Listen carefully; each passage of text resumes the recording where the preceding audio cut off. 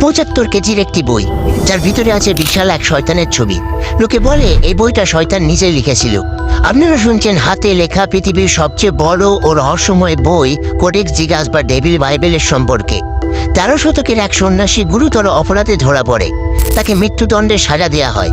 সে প্রাণ বাঁচানোর জন্য কাকুতি মিনতি করলে তাকে প্রস্তাব দেওয়া হয় এক রাতের মধ্যে এক বই লিখতে হবে, যে বইটার মধ্যে সারা বিশ্বের জ্ঞান থাকবে। সে রাজি হয়। রাত শুরু হয়, কিন্তু সময় ফুরিয়ে আসে। তাই সে শয়তানকে আহ্বান করে এবং শয়তান এই বইটা লিখে এক রাতের মধ্যে। এই বইটিতে রয়েছে ৩২০ পৃষ্ঠা। গবেষণায় দেখা গেছে বইটা পুরোটা একজন ও একই কালির দ্বারা তৈরি। এই বইটি লেখা হয়েছে ভেড়ার চামড়ার উপর। ১৬০টি ভেড়ার চামড়া লেগেছে বইটি তৈরি করতে।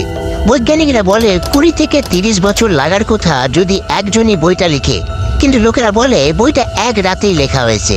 আর অদ্ভুতভাবে সেই অপরাধীকে ওই রাতের পর খুঁজে পাওয়া যায়নি। লোকমুখে শোনা যায় লোকটাকে শয়তান মেরে ফেলেছে।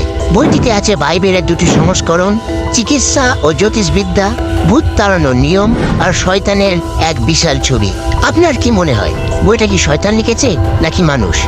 আর এরকমই রোমাঞ্চকর সত্য ঘটনা শুনতে সাবস্ক্রাইব করে নেন আমাদের চ্যানেলটাকে, কারণ এখানে গল্প নয়, সত্য ঘটনা তুলে ধরা হয়।